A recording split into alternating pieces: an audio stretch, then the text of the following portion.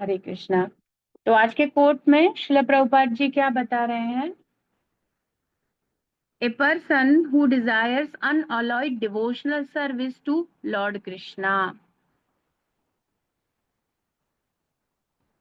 यदि हम भगवान के प्रति कैसी अनन्य भक्ति चाहते हैं, क्योंकि सारी जगह अनन्य भक्ति के लिए ही भगवान कह रहे हैं, भगवत गीता में भी भागवतम में भी। और इस अनन्य भक्ति को यदि हम चाहते हैं तो क्या करना चाहिए? Who is praised by transcendental sound vibration should always hear about his glorification and transcendental qualities. This will surely kill all kinds of inauspicious in the heart.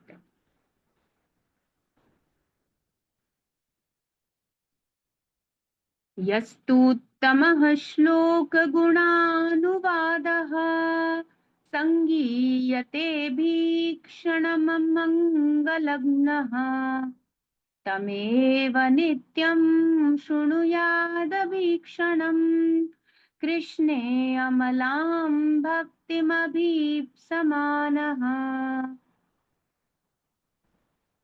यह तु उत्तम श्लोकः, supreme personality of Godhead who is praised by transcendental verses, जिनको उच्च कोटि के वेद श्रुतियां इत्यादि के द्वारा उत्तम श्रेष्ठतम चुने हुए शब्दों के द्वारा, श्लोकों के द्वारा जिनका ग्लोरिफिकेशन, जिनकी कीर्ति गाई जाती है, उत्तम संसार के तम अंधकार से बाहर निकाल दें, उनका गुणानुवाद करना चाहिए। हमेशा हमेशा उनकी जो क्वालिटीज है, ट्रांसीडेंटल ग्लोरीज हैं, है ना, उन्हीं ट्रांसीडेंटल ग्लोरीज, ये जो प्रभुपाद कह रहे हैं, transcendental sound vibration should always hear शृणुयाद अभीक्षण, अभीक्षणम, सुननी चाहिए भगवान की transcendental glories in the form of Shrimad Bhagavatam and Bhagavad Gita. We should always hear if we want, क्या चाहते हैं? कृष्णे अमलाम भक्तिम अभीप्समानः, यदि वह श्री कृष्ण के प्रति अमल भक्ति चाहता है, मल रहित स्पॉटलेस लविंग डिवोशनल सर्विस, भक्ति, ऐसी भक्ति चाहता है, untainted unalloyed loving devotional service, अभीप्समानः, anyone who desires. So Prabhupada कह रहे डिजायर की बात है, पहली बात तो अभीप्समानः, a person who desires unalloyed loving devotional service to Lord Krishna, who is praised by transcendental sound vibrations, should always hear about his glorification and transcendental qualities. तो जिसको भी श्री कृष्ण के प्रति अनन्य भक्ति चाहिए, अनन्य प्रेम पूर्ण समर्पण करना है, उसको श्री कृष्ण के बारे में सुनना चाहिए। Who is praised by transcendental sound vibrations, जिन परम भगवान को दिव्य चुने हुए अलंकारिक शास्त्रों के श्लोकों से महिमा मंडित ग्लोरीफाई किया जाता है, उनको सुनना चाहिए। और प्रभुपाद क्या कह रहे हैं? शुड ऑलवेज हियर, हमेशा सुनना चाहिए। तमेव नित्यम, नित्यम मीन्स हम कर रहे नित्यम भागवत सेवया, every day. Basically the standard is not every day, every second, every minute, ये सब है, बट हम लोगों के लेवल पे बद्ध अवस्था में every day at least we try to read और हियर श्रीमद् भागवतम। सो नित्यम, तमेव नित्यम शृणुयाद अभीक्षणम, सुनना चाहिए उसको, रोजाना हमेशा सुनना चाहिए। अभीक्षण, अभीक्षण का क्या अर्थ है? Constantly, every time, continuously, regularly, constantly उसको भगवान की ट्रांसीडेंटल जो शब्द उच्चार है, तो हरे कृष्ण महामंत्र का जो उच्चारण है, ये भी क्या है? कृष्णा का ही ग्लोरिफिकेशन है, भगवान का नाम है। नाम रूप लीला धाम परिकर सब समान है। तो चाहे भगवान के हरे कृष्ण महामंत्र का जप है, उसको प्रतिदिन सुनना चाहिए, अच्छे से चैंटिंग करनी चाहिए, सुनना चाहिए। हरे कृष्ण महामंत्र का ग्लोरिफिकेशन, हरि नाम की महिमा, ये सुननी चाहिए। भगवान की दिव्य लीलाएं, भगवान का ग्लोरिफिकेशन, भगवान की कीर्ति, ये सुननी चाहिए। किसको सुननी चाहिए? हु डिजायर्स अभीप्समानः। अगर ऐसा डिजायर नहीं है, भाई हमें कोई मतलब नहीं है, तो फिर कोई मतलब नहीं, कोई बात नहीं, आपके लिए नहीं है। पर हाँ, जिसको ये डिजायर है कि बहुत, ये कैसे होते हैं unalloyed loving devotional service, Uddhav कैसे भक्त हैं भगवान के, परीक्षित महाराज ऐसे कैसे हैं, ये लोग ऐसे कैसे हैं, ये मैं भी वही जीव, वही टुकड़ा हूं, पर मेरे अंदर ऐसा क्यों नहीं है? तो क्या करना होगा? बीप समान, if you have that desire to get Krishna, to get surrender to Krishna, to get unalloyed loving devotional service to Krishna, और तो उनको उन उत्तम श्लोक परम भगवान का क्या करना चाहिए? तमेव नित्यं शृणुयादभीक्षणम् कृष्णे अमलां भक्तिमभीप्समानः यस् यस्तुत्तमश्लोकगुणानुवादः संगीयते भीक्षणम् अमंगलग्नः। और क्या होता है? This will surely kill all kind of inauspiciousness in the heart. ऐसे सुनने वाले व्यक्ति के संगीयते अभीक्षणम अमंगलग्नः, ये जो अमंगलों को अग्नहा क्या करती है? रिमूव कर देती है, डिस्ट्रॉय कर देती है। तो ये जो श्रीमद् भागवतम की कथा है, या श्री कृष्ण का ये दिव्य शब्द उच्चार है, या भगवान का कीर्ति ग्लोरिफिकेशन है, ये क्या करता है? This will surely kill, finish कर देगी क्या? All kind of inauspiciousness. अब हमारे हार्ट में तो कितनी है, नष्ट प्रायेषु अभद्रेषु, सारे अभद्रों को समाप्त कर देती है, और इनऑस्पिशियसनेस इन द हार्ट को रिमूव कर देती है। So a person who desires unalloyed living devotional service to Lord Krishna, who is praised by transcendental sound vibrations, should always hear about, should always word very important है। तो हमें ज्यादा से ज्यादा भगवान के बारे में सुनना, उनकी कीर्ति, ये सुनने का प्रयास करना चाहिए। तो भक्ति का सबसे मेन पार्ट है नवधा में से श्रवणम कीर्तनम विष्णु। ये दो करने से क्या होता है? स्मरणम अपने आप होता है ना? About is glorification and transcendental qualities, this will surely kill all kinds of inauspiciousness in the heart. तो यहाँ पर सुखदेव गोस्वामी पाद कह रहे हैं श्रीमद् भागवतम में 100% उसका, हर प्रकार का, अब ये जितना भी अमंगल इनऑस्पिशियस चीजें, अनर्थ हैं, सब रिमूव हो जाएगा bye hearing Shrimad Bhagavatam every day. उसी वही जैसे नश हम अभी मंगलाचरण में कह रहे थे ना, नष्ट प्रायेषु अभद्रेषु नित्यम भागवत सेवया भगवत्योत्तम श्लोके भक्तिर्भवति नैष्ठ की। इसी श्लोक को बहुत सारे तरीके से बोला गया है। तो यहाँ भी श्री सुखदेव गोस्वामी पाद यही कह रहे हैं, तो यही करना है, यही प्रभुपाद ने बताया, यही हम करने की कोशिश कर रहे हैं। उद्धव जी और विदुर जी भी यही कर रहे हैं। अभी विदुर जी मैत्रेय जी से मिलेंगे तब भी यही होगा। परीक्षित महाराज सुखदेव गोस्वामी पाद यही कर रहे हैं। सूत गोस्वामी पाद और सौनक ऋषि इत्यादि 88,000 ऋषिगण, वो भी सब यही कर रहे हैं। यही करना है, कब तक करना है? हमेशा यही करना है।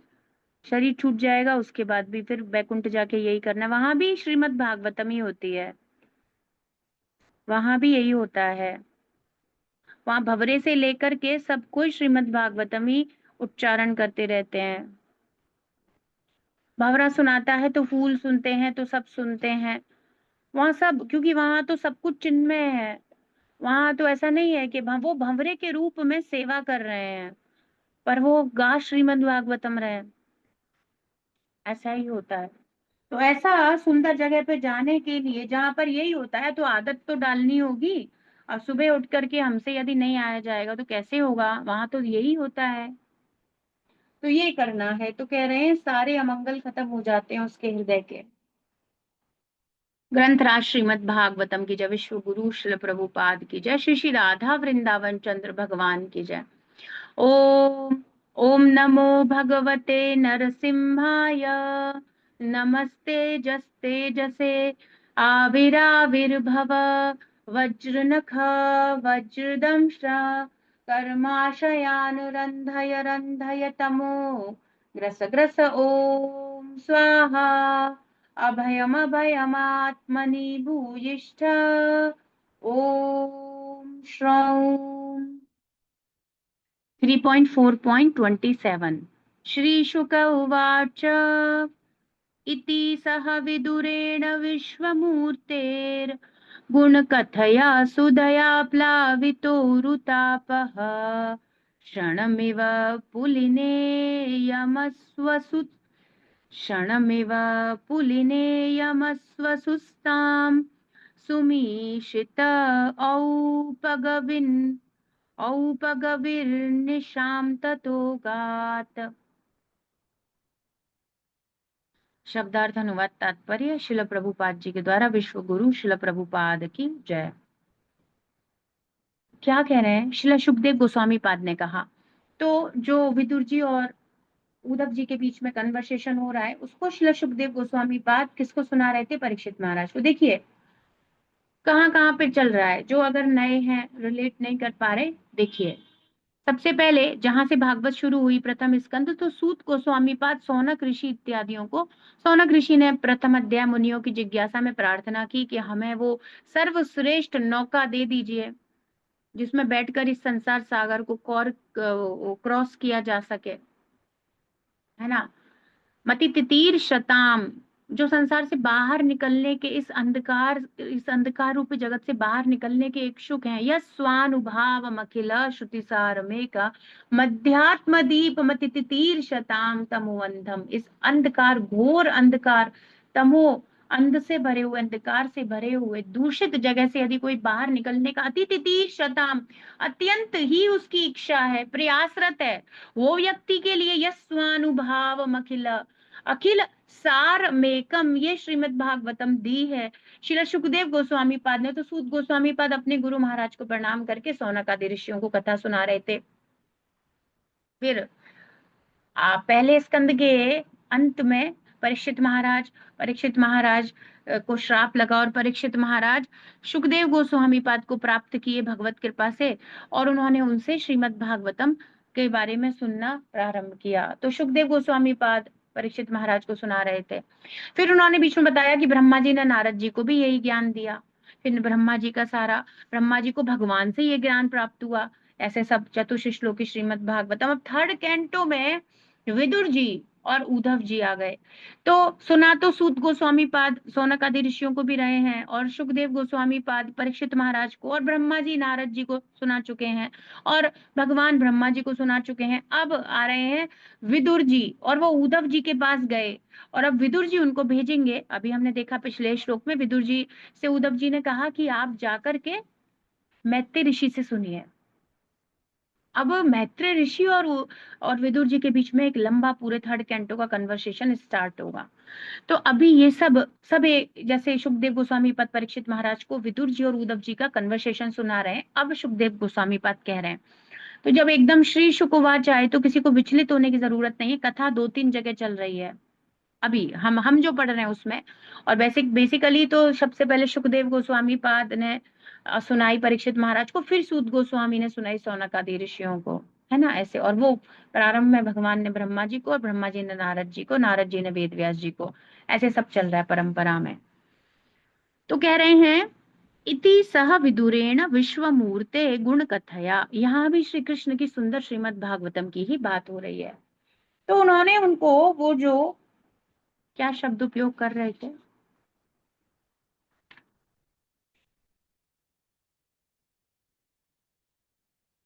एक बहुत सुंदर शब्द था, हाँ, तत्व संराध्य। कह रहे थे कि आपको जो तत्व रूप में ज्ञान देंगे ना हे विदुर, वो मैत्री ऋषि देंगे, ऐसे बताया था। तो कह रहे हैं पर दोनों के बीच में बहुत समय से हमने देखा भगवान के वृंदावन की लीलाएं, भगवान के वृंदावन के बाहर की लीलाएं, ये सारे चैप्टर उद्धव जी ने विदुर जी को बताए भी। तो हरि कथा तो डिस्कस हो रही है, भागवतम तो डिस्कस हो रही है। तो इति सह विदुरेण, विदुर के साथ इस प्रकार विश्व मूर्ते परम भगवान श्री कृष्ण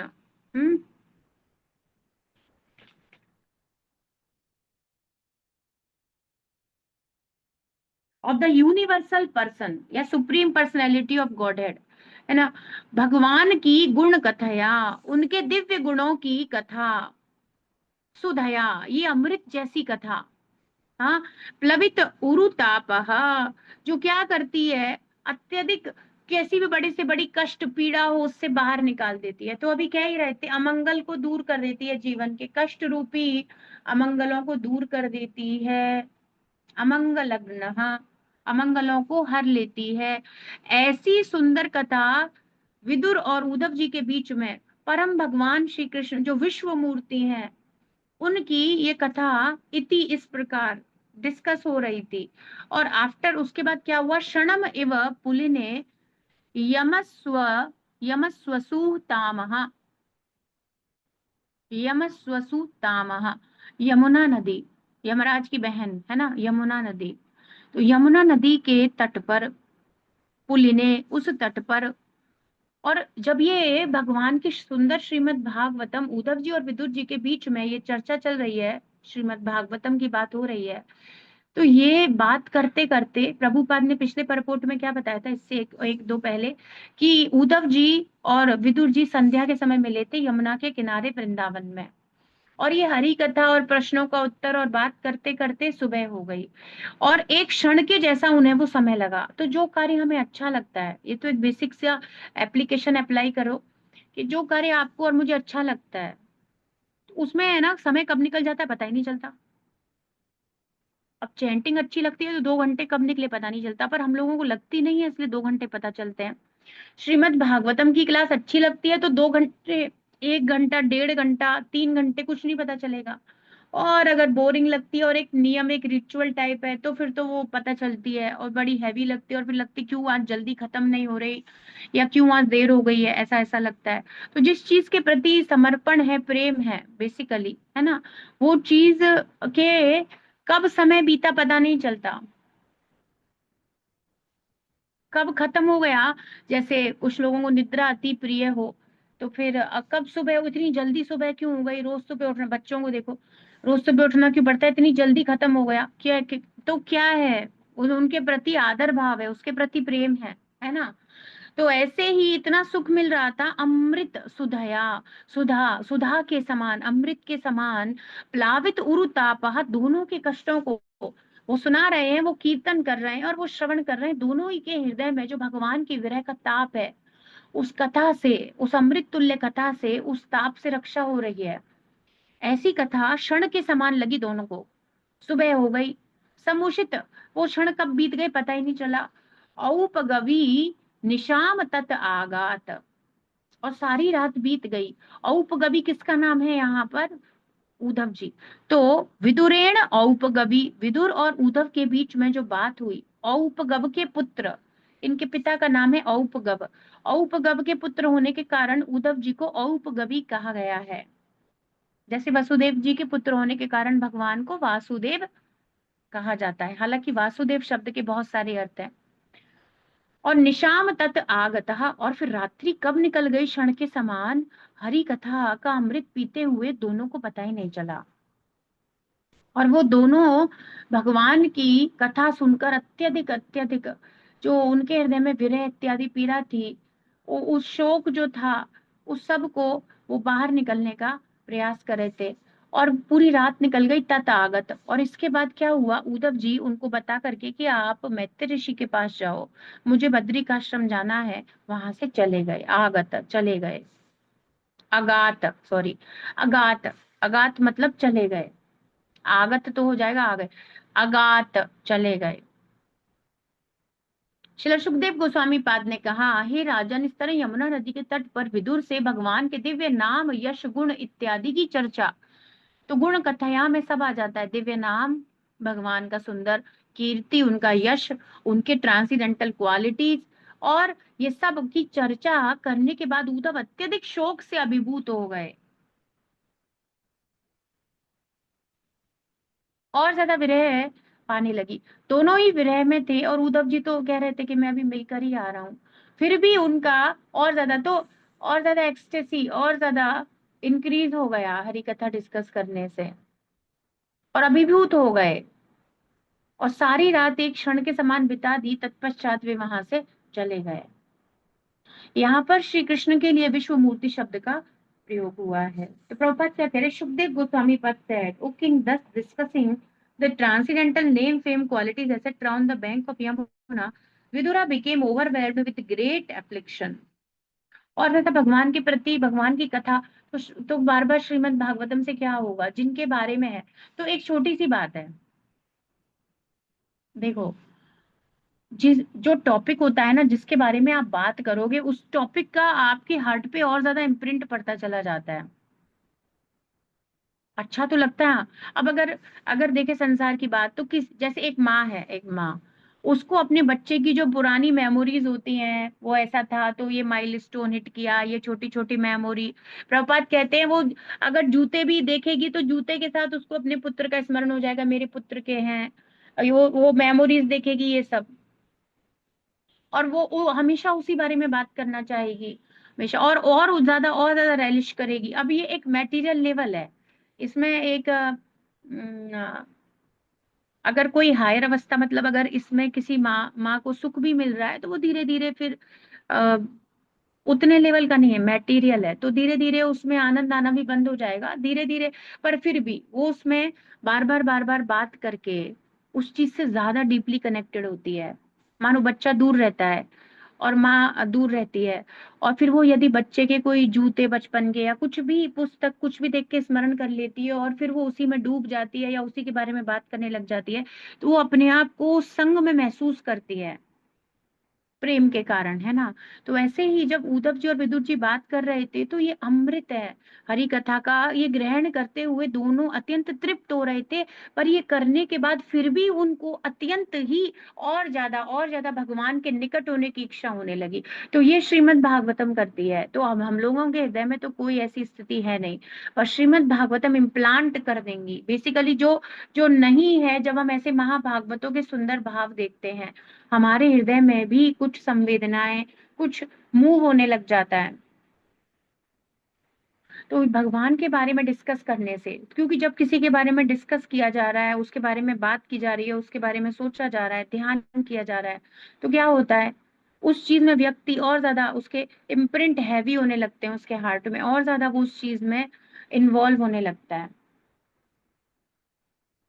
अब यही संसार की बातों को लेकर के भी हो सकता है, और ये भगवान की सुंदर हरि कथा को लेकर के भी हो सकता है, और डिवोटीज यही करते हैं। तो हम कोट पढ़ रहे थे, प्रभुपाद कह रहे थे मन के बारे में, तो कह रहे थे वो तो केवल वेट करता रहता है, मुझे ट्रेनिंग दो, जिस दिशा में ट्रेन करोगे उसी दिशा में वो मन चलने लग जाएगा।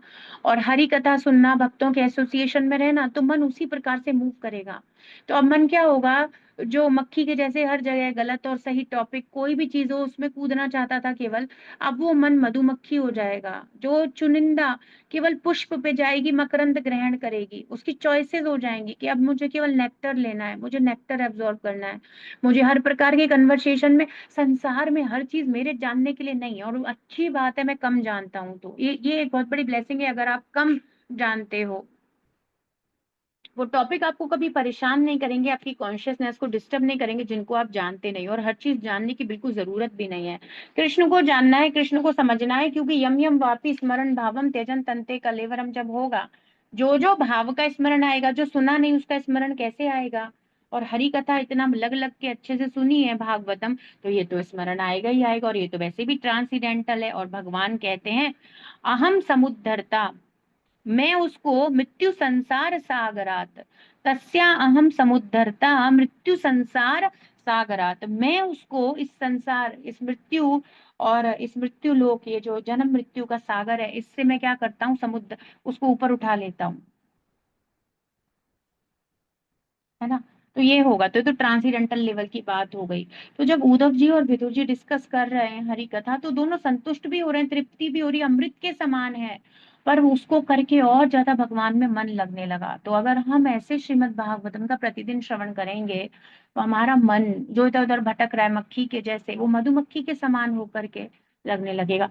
सेम यही बात श्रीमद् भागवतम में किसके बारे में कही गई थी, परीक्षित महाराज। परीक्षित महाराज कैसे बताए गए थे, मधुमक्खी के समान। परीक्षित महाराज की कॉन्शियसनेस कैसी थी, केवल और केवल नेक्टर कलेक्ट करना चाहती थी। तो उन्होंने किसी भी बात को बहुत ज्यादा, अपने ही साथ उनको श्राप लग गया, इस बात को उन्होंने डिस्कस नहीं किया। ज्यादा डिस्कस करने से क्या होगा, मानो कोई बात हो गई, कुछ भी मिसहैपनिंग होती रहती है, कोई भी बात आप वो डिस्कस करोगे ना, तो आपको वो चीज हैवी लगने लग जाएगी। जितना हम किसी भी टॉपिक को लेकर डीपली इन्वॉल्व होंगे ना, वो टॉपिक हम पर अपना इम्प्रिंट छोड़ेगा ही छोड़ेगा, और हमें ऐसे इम्प्रिंट नहीं चाहिए। तो परीक्षित महाराज किसी और से ऐसे डिस्कस नहीं करे, मुझे श्राप दे दिया, अरे बताओ, सिंपैथी गेन करना, अरे मेरे जीवन में ये हो गया, मेरे तो 7 दिन में उसने मृत्यु के लिए कह दिया, कैसा ब्राह्मण, ऐसा कोई ही वो कुछ नहीं किए। वो उसी समय सब कुछ त्याग करके चले गए। क्यों? क्योंकि उनकी कॉन्शियसनेस कैसी थी? मधुमक्खी के समान, वो सार को ही ग्रहण करना चाहते थे।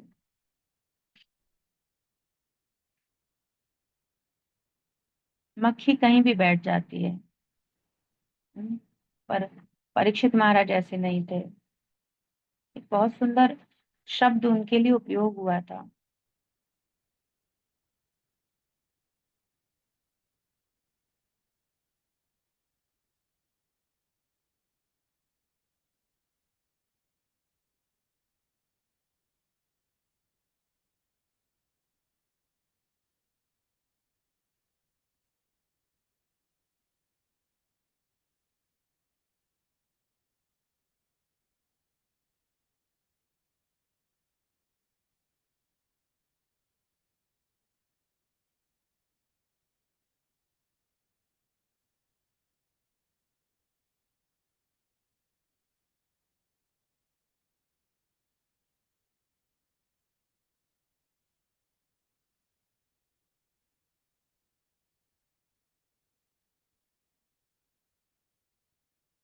सारा बुक शायद।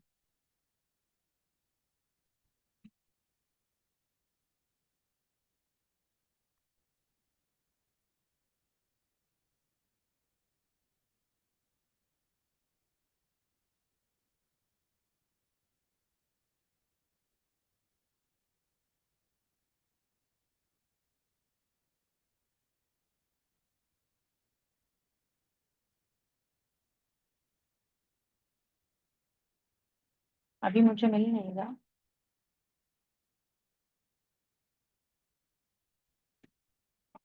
चलिए हम आगे चलते हैं, मिलेगा तो मैं बताऊंगी। तो प्रभुपाद क्या कह रहे हैं, यहाँ पर श्री कृष्ण के लिए विश्व मूर्ति शब्द का प्रयोग हुआ है। उद्धव तथा विदुर दोनों भगवान श्री कृष्ण के प्रयाण से अत्यंत दुखी थे। दोनों सेम सिचुएशन को फेस कर रहे हैं, दोनों ही भगवान के प्योर डिवोटीज हैं। हम्म। वे भगवान के दिव्य नाम, यश तथा गुणों के बारे में जितनी अधिक चर्चा करते गए, उतना ही उन्हें भगवान का चित्र सर्वत्र दृष्टिगोचर होने लगा। तो क्या होता है, और ज्यादा इंक्रीज हो जाता है, और ज्यादा इंक्रीज, और ज्यादा डीप हो जाता है। अब हमारे साथ क्या है, हमारे कोई इम्प्रिंट नहीं है, तो हमारे इम्प्रिंट पढ़ना शुरू तो होंगे, हमारे भगवत भक्ति के संस्कार तो कुछ चिन्ह तो अंकित होना शुरू होंगे, इनके तो गहरा हो गया है, ये और डीप में चले जाते हैं, बहुत डीप में। तो जितना अधिक ये भगवान के बारे में चर्चा करते हैं ना, तो भगवान कह रहे थे, भगवान कह रहे थे ना, अ, मच्चित्ता मदगत प्राणा बोधयंत परस्परम, अ, कथयंतश्च माम नित्यम तुष्यन्ति च रमन्ति च, है ना। और ज्यादा जब वो मेरे बारे में मत चित्ता मत गत प्राणा ऐसे भाव से पूरे तरीके से समर्पित होकर अपने प्राणों के समान हरि कथा को डिस्कस करते हैं, तो भगवान कह रहे थे क्या होता है, तुष्यंती चारमंत, उसमें संतुष्टि भी बहुत मिलती है, बहुत आनंद भी आता है, और ज्यादा भाव में, और ज्यादा एक्सटेसी में चले जाते हैं। और ऐसा करने से उन्हें भगवान का चित्र सर्वत्र दृष्टिगोचर होने लगा, इसीलिए विश्व मूर्ति कहा गया है। पूरे विश्व में हर जगह उनकी मूर्ति दिखने लगी, हर जगह श्री कृष्ण ही दिखने लगे, हर जगह भगवान का ही स्मरण होने लगा। एक ऐसी भाव की स्थिति जहां पर हर चीज, जैसे आप देखो चैतन्य महाप्रभु रेत का पहाड़ देख रहे थे जगन्नाथपुरी में समुद्र के किनारे, और क्या क्या बोल रहे थे, गोवर्धन गोवर्धन। और समुद्र देख करके यमुना नदी के समान जाकर के भाग करके कूद जाते थे। ऐसे तो उनको हर जगह केवल क्या होता है, निज इष्ट देव स्फूर्ति, हर जगह उनको, हर जगह अपने ही इष्ट की स्फूर्ति होती है, अपने ही इष्ट का स्मरण होता है। भगवान के दिव्य स्वरूप का ऐसा मानस दर्शन ना तो मिथ्या है, ना काल्पनिक, अपितु वास्तविक परम सत्य है। ये एक बहुत हायर लेवल पर होता है। अब हमारा तो अभी ये अनर्थ निवृत्ति, जो भी अभी आदव श्रद्धा शुरू करके साधु संग करके भजन क्रिया गुरु के निर्देशन में दीक्षा लेके स्वीकार कर रहा है, या आपने आश्रय भी ले लिया है, मतलब you accepted a spiritual master, you accepted the bonafide disciplic succession, आपने इसको एक्सेप्ट कर लिया है। नाउ अब आपका अनर्थ निवृत्ति स्टार्ट हो गया है। अब अनर्थ उससे पहले नहीं होता, बिना गुरु को स्वीकार करके कोई अनर्थ जैसे जाने वाला नहीं है, आसानी से कुछ नहीं जाता, नहीं जाएगा।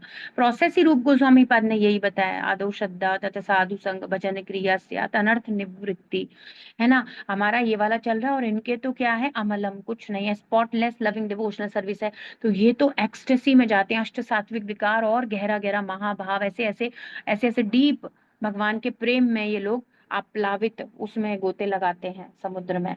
तो ये कोई काल्पनिक स्थिति नहीं है, यही वास्तविक स्थिति, और ये हर जीव की स्थिति हो सकती है यदि वो अपने आप को स्वच्छ स्तर पर ले जाए, पवित्र हो जाए, है ना। यदि वो पवित्र हो जाए हरि कथा हरि नाम को सुनकर।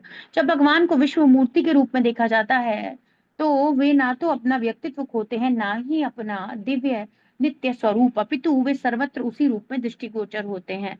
तो यूनिवर्सल मतलब हर जगह उसी रूप में भगवान दृष्टिगोचर हो रहे हैं। यूनिवर्सल फॉर्म, वो विराट रूप की बात नहीं हो रही। हालांकि यहाँ अब देखो ट्रांसलेशन करने में प्रभुपाद ने लिखा है यूनिवर्सल फॉर्म, और हिंदी में उसका जो अनुवाद किया है उसको विराट रूप ही लिखा है। विराट रूप की धारणा शुद्ध भक्त को नहीं, विराट रूप तो ग्रॉस लेवल के योगी के लिए है। जो निर्विशेषवादी है उसको, ज्ञान योगी को, उसको विराट रूप की धारणा के लिए सुखदेव गोस्वामी पाद आदेशित करते हैं सेकंड कैंटो में। पर यहाँ उनको यूनिवर्सली कृष्णा दिख रहे हैं, इस बात को कहा जा रहा है। तो विश्व मूर्ति हर जगह अपने ही इष्ट की मूर्ति, अपने ही स्वामी के दर्शन होने लगे, कण कण में अपने ही प्रभु के दर्शन हो रहे हैं। तो विश्व मूर्ति के रूप में इस प्रकार से जब देखा जाता है तो ऐसा नहीं है कि भगवान का रूप नहीं दिख रहा, नहीं, विश्व पूरा, ऐसे ऐसी बात नहीं की जा रही कि इम्पर्सनलिज्म की और ज्यादा क्लोजनेस हो जाती है। तो अगर आपने वो अभी नरसिम्हा मूवी देखी हो तो भगवान से वो वरदान मांगते हैं प्रहलाद महाराज कि मुझे हर जगह आप ही दिखाई दें। तो उनको हर चीज में भगवान दिखने लगते हैं, हर चीज में ना, इसको कहते हैं विश्व मूर्ति एक तरीके से समझने के लिए। तो हर जगह हर चीज में, स्तंभ हो या कोई पौधा हो, जल हो, जलाशय हो, कुछ भी हो, हर चीज में उन्हें भगवान के ही दर्शन हो रहे हैं। वही जिस रूप में वे भगवान से प्रेम करते हैं उसी सुंदर स्वरूप के दर्शन होते हैं, है ना। प्रभुपाद कह रहे हैं when the Lord is perceived as Vishwamurti, it is not that he loses his personality or transcendental eternal form, but he becomes visible in the same form everywhere. This is the meaning of Vishwamurti. तो जब मैंने ये पढ़ा विराट रूप दिखने लगा, तो how can it is possible, 11वें अध्याय में प्रभुपाद लिख रहे हैं परपोर्ट में विराट रूप के दर्शन में कि भक्त ऐसे दर्शन चाहता नहीं, दोनों प्योर डिवोटी, उनको विराट रूप से क्या मतलब है, दूर दूर तक कोई मतलब नहीं है। इट मीन्स कि हर जगह वो भगवान का सुंदर रूप उपस्थित हो गया। Universally they are seeing Krishna in in the loving form, they want to see Krishna, उसको हर जगह देख रहे हैं। अभी ये सब सुनने के बाद परीक्षित महाराज, जब सुखदेव गोस्वामी पाद ने कहा तो राजोवाच, परीक्षित महाराज कौन राजा है इसके, कौन है राजोवाच, कह के हमेशा परीक्षित महाराज ही है। तो राजोवाच निधनम उपगतेषु वृष्णिभोजेष्व अधिरथयूथपयूथपेषु मुख्यः, अधिरथयूथपयूथपेषु मुख्यः, सातु कथं वशिष्ठ, सातु सातु कथं वशिष्ठ उदवो यद धरीरपि ततयज आकृतिं त्रयधीशः। क्या हुआ, तो कह रहे हैं परीक्षित महाराज ने पूछा, राजा ने कहा, परीक्षित महाराज ने कहा, निधनम उपगतेषु वृष्णि भोजेषु अधिरथ यूथप यूथप यूथपेषु मुख्य। तो कह रहे हैं अधिरथ महान महान सेना नायक थे,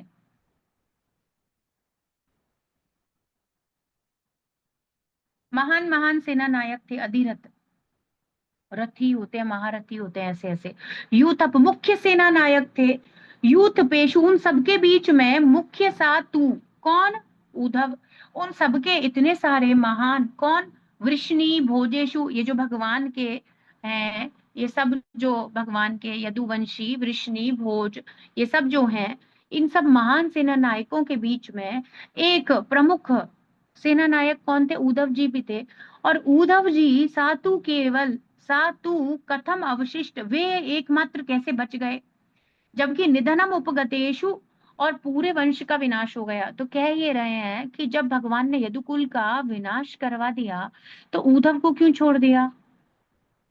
बाकी सब तो चले गए, यदुवंश में सब चले गए, सब प्रद्युम्न अनिरुद्ध सब चले गए, सबको भगवान ने विनाश में करवा दिया लीला समापन करने के लिए, और भगवान स्वयं भी चले गए। आगे उसी बात को कह रहे हैं, लेकिन एक साथ तू, केवल एक वह कथम कैसे बच गया?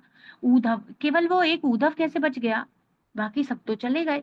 यत हरि अपि, जबकि हरि स्वयं भी ततयेज, समाप्त कर दिया कृत्रिम त्रिधीश, त्रिअधीश, तीनों लोकों के स्वामी श्री हरि स्वयं को भी यहाँ से प्रयाण कर दिए, लीला संवरण भगवान समाप्त करके चले गए। आकृतिम, सारी लीलाओं को भगवान ने यहाँ से खींच लिया।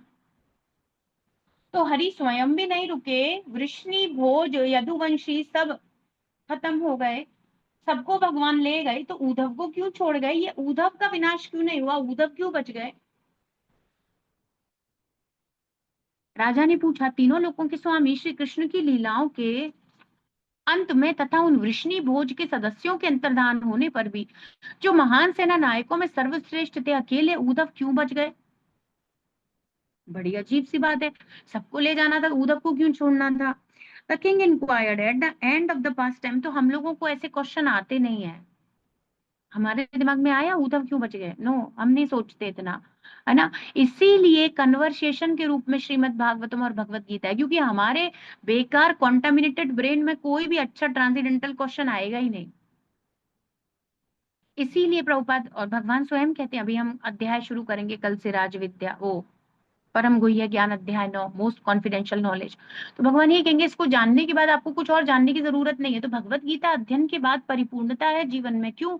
क्योंकि उसमें जो भी प्रश्न, जो भी पॉसिबल स्पिरिचुअल रियलाइजेशन के लिए, हमारी आध्यात्मिक उन्नति, भगवत प्राप्ति करने के लिए जो भी प्रश्न हो सकता है, हर प्रश्न अर्जुन ने पूछ लिया है, और हर प्रश्न का उत्तर भगवत गीता में दिया हो। इसके अलावा यदि कोई क्वेश्चन आंसर है, वो रबिश है, क्योंकि वो भक्ति से संबंधित नहीं होगा। क्योंकि भक्ति से संबंधित जो भी प्रश्न है, परीक्षित महाराज सुखदेव जी से पूछ चुके हैं, और भगवान श्री कृष्ण से अर्जुन ने पूछ लिया है, कोई भी अवशेष नहीं है। सारी ट्रांसीडेंटल जिज्ञासाएं श्रीमद् भागवतम और भगवत गीता के रूप में पहले ही दी जा चुकी है। क्योंकि कलयुग के लोगों की तो मंद सुमंद मते, मंद भाग्योपद्रुता, no capacity to ask any transcendental जिज्ञासा, उनके है ही नहीं पूछने की स्थिति। सो अब परीक्षित महाराज इस पॉइंट को कैच कर लिए, सब सुनने के बाद कि सब कुछ खत्म, भगवान भी चले गए, उद्धव को क्यों छोड़ गए? क्या सुंदर क्वेश्चन है। तो कह रहे हैं, the king inquired at the end of pass time of the Lord of three words Shri Krishna and after disappearance of the members of the Vrishni and Bhoj dynasties who were the best of the great commander, why did Uddhav alone remain? ये क्यों रह गए?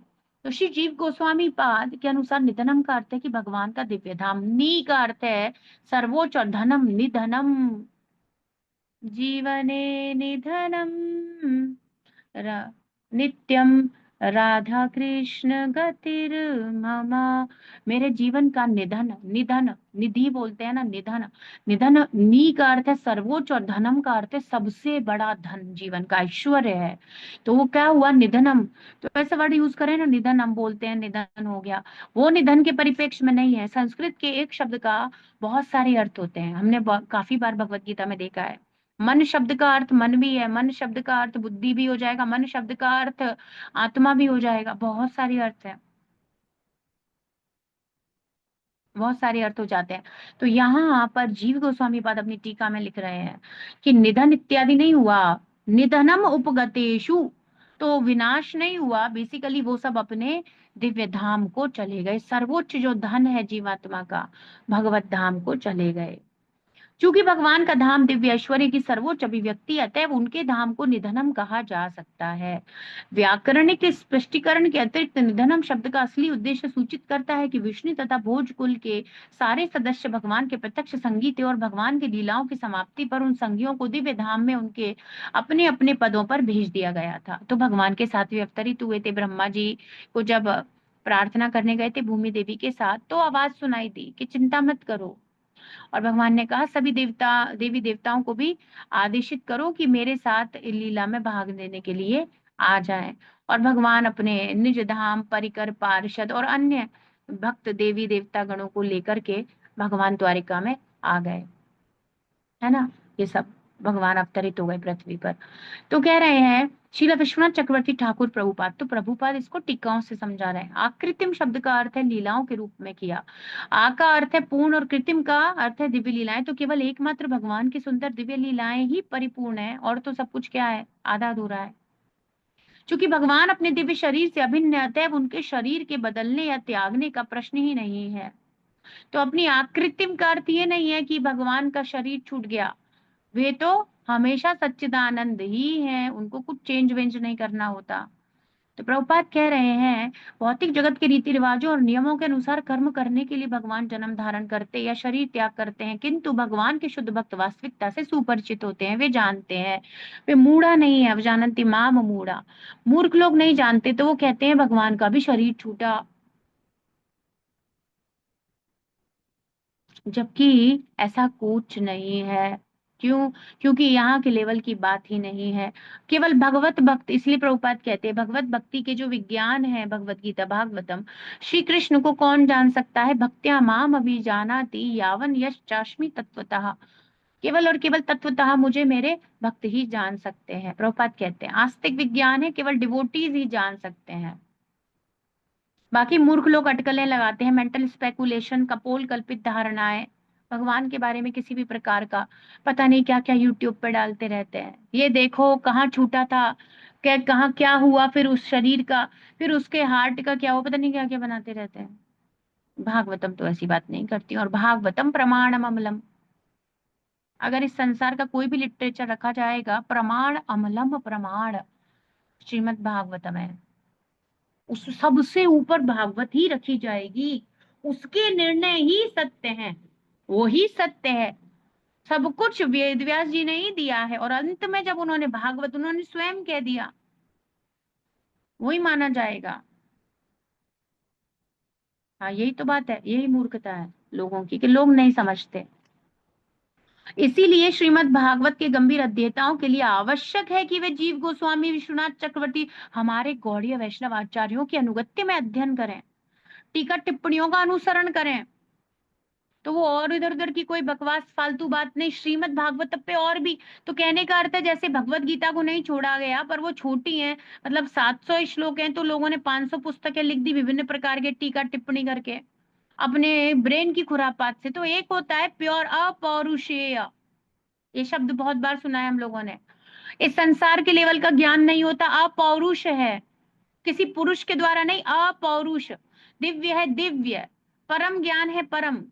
अपौरुषेय है श्रीमद् भागवतम, अपौरुषेय है श्रीमद् भगवत गीता।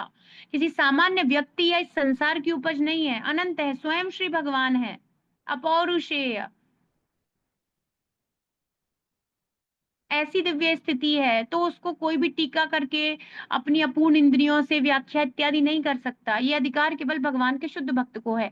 इसलिए प्रभुपाद कह रहे हैं हमारे गौड़ीय वैष्णव परंपरा के जो मणि समान आचार्य गण हैं, जो प्रकाशित कर देते हैं ग्रंथ को, उनके अध्ययन, उनके अनुगत्य में अध्ययन करना है। और हमको प्रभुपाद जी के, अन्य लोग जो कि भगवत भक्त नहीं है, उनके लिए आचार्यों की टीकाएं व्याख्याएं व्याकरणिक वागजाल प्रतीत हो सकती हैं, किंतु शिष्य परंपरा का अनुसरण करने वाले हम जैसे छात्रों के लिए महान आचार्यों की व्याख्याएं अत्यंत उपयुक्त हैं। तो ये सब कुछ परिपूर्ण अर्थ में समझना वेरी डिफिकल्ट।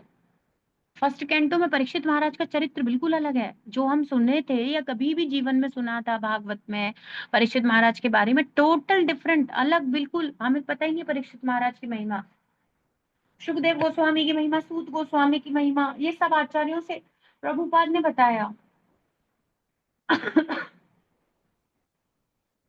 तो एक गौड़ीय वैष्णव परंपरा में जो प्रामाणिक गुरु को स्वीकार करके दीक्षित हो रहा है भक्त, डिसाइपलिक सक्सेशन में है, उसको अपनी परंपरा के आचार्य गणों को ही फॉलो करना चाहिए। उपगतेशु शब्द भी अत्यंत महत्वपूर्ण है। वृष्णि तथा भोज कुल के सारे सदस्य सीधे भगवान के धाम पहुंच गए। क्यों? क्योंकि भगवान के नित्य पार्षद भी थे और नित्य सेवा की है और हमेशा भगवान का संग किया है। अन्य भक्तगण भगवत धाम सीधे नहीं पहुंचते, किंतु भगवान के शुद्ध संगियों को भौतिक जगत के किसी भी लोक या ऐश्वर्य के प्रति कोई आकर्षण भी नहीं होता।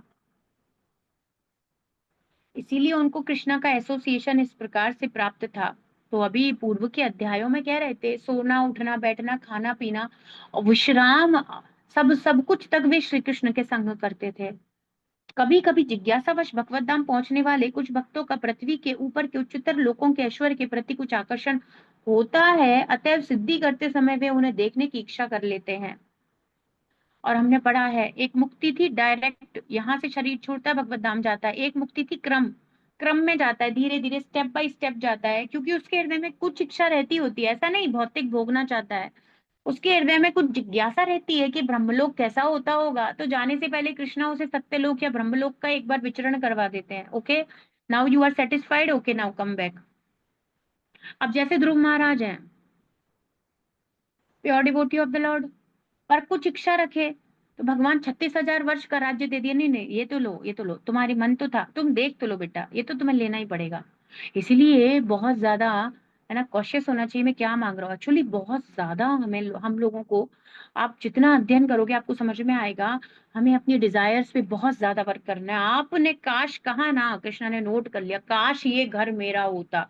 अब लो भाई, ये घर तुम्हारा ही होगा, अलग अगला जन्म लो, आओ अगला शरीर लो। इसलिए वेरी वेरी बहुत काश काश, तो अगर आपने कोई इच्छा कर डाली ना, भगवान ने नोट कर ली। और हरे कृष्णा महामंत्र करते हुए जब हम भक्ति के मार्ग पर हैं और ब्रह्म मद रूपानुगत गौड़ी वैष्णव परंपरा से जुड़े हुए हैं, ऐसी स्थिति में होने पर फिर आप कोई काश कर देते हो तो वो काश बहुत बड़ा आकाश हो जाएगा, आकाश जैसा विस्तृत कर देंगे कृष्णा। जन्म लेना पड़ेगा। So we should be very careful, क्या पूछना, क्या मांगना, क्या चीज के लिए काश काश कर रहे हो भाई। काश ऐसा होता, नहीं होता, बिल्कुल नहीं होता। अब कुछ नहीं होता, अब केवल भगवत भक्ति होती है ना। तो प्रभुपाद कह रहे हैं इच्छा कर लेते हैं तो भगवान ले जाने से पहले वहां दिखाते हैं। किंतु वृष्णि तथा भोज तो सीधे ही चले गए, उनको तो सीधे ही भेजा गया। क्यों? क्योंकि उनकी भौतिक लोकों के प्रति, भौतिक चीज के, किसी भी चीज के प्रति कोई आसक्ति नहीं थी।